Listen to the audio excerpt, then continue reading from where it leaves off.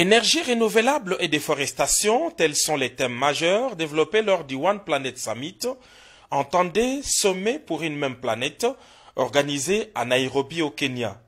S'il est clair que l'Afrique est à la fois victime et une solution du réchauffement, tous les décideurs du monde entier pensent aussi que la République démocratique du Congo a un rôle particulier à jouer face à ces défis mondiaux. Aux côtés de ses homologues de la France, de Madagascar et du Kenya, le président de la République démocratique du Congo, Félix-Antoine Tshisekedi Tshilombo, a répondu aux préoccupations des organisateurs sur la solution qu'il entend apporter sur la déforestation. Le bassin du Congo est la deuxième réserve forestière au monde derrière l'Amazonie, à la fois l'un des poumons de la planète et une source d'opportunités économiques pour le continent. Pour nous en parler, je vous demande de bien vouloir accueillir le président de la République démocratique du Congo, M. Félix Tshisekedi.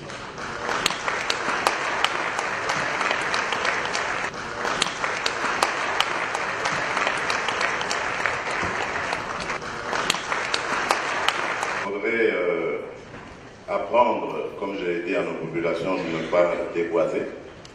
Et pour cela, j'ai amené d'ailleurs dans ma délégation un jeune entrepreneur congolais qui a réussi à transformer les plantes en charbon de bois, donc à la place évidemment du charbon de bois. Donc il fait de cela une énergie qui pourrait remplacer parfaitement la coupe des bois de la forêt.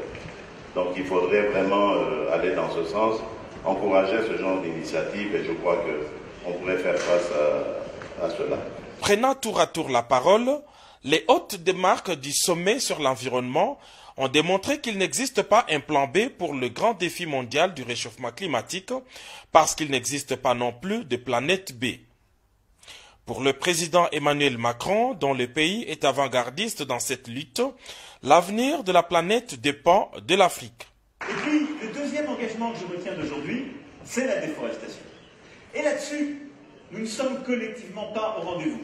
Et c'est pourquoi ce qu'a lancé le président Kenyatta et ce que les présidents du Congo et du Madagascar ont repris ici et plusieurs autres dans cette salle, cet appel à la mobilisation pour justement lutter contre la déforestation est absolument essentiel. Le sommet de Nairobi a eu le mérite de montrer à la face du monde que l'Afrique a déjà trouvé ses propres solutions. Bien, je vous remercie.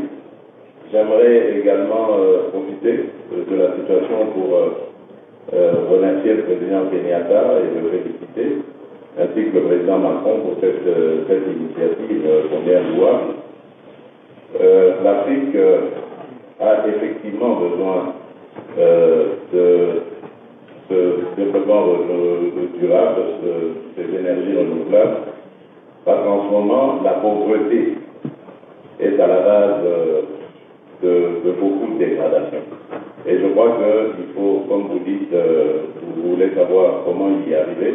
Il faut d'abord un bon plan de lutte contre la pauvreté, mais également beaucoup de pédagogie envers nos populations pour qu'elles comprennent le bien fondé de cette politique. Ça veut dire que l'action en faveur notamment des besoins sociaux des populations ne va pas à l'encontre de l'action en faveur de la planète. Pardon ? L'action en faveur des populations ne va pas à l'encontre de l'action en faveur de la planète. Pour le moment, non. Quelles opportunités voyez-vous pour la reforestation de la forêt du bassin du Congo, dont on sait à quel point elle est importante? D'abord, il faudrait apprendre, comme je l'ai dit à nos populations, de ne pas déboiser.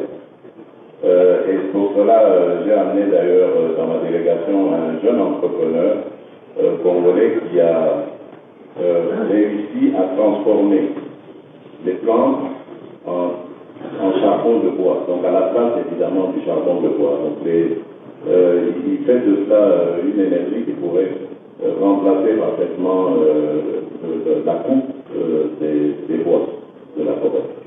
Donc il faudrait vraiment aller dans ce sens, encourager ce genre d'initiative et je crois qu'on pourrait faire face à cela. Comment la dynamique du One Planet Summit qu'on voit à nouveau à l'œuvre ici pour la troisième ils peuvent soutenir vos efforts que vous comptez entreprendre en République démocratique du Congo? Bien entendu, le financement. Évidemment, il faudrait multiplier ce genre d'initiatives et sensibiliser davantage, rechercher les financements nécessaires afin d'y faire face. Merci beaucoup. Monsieur le Président, on a entendu cet appel à la reforestation. Vous y associez bien sûr. C'est effectivement quelque chose que vous d'avoir vous êtes rendu aujourd'hui à Tour International. Merci.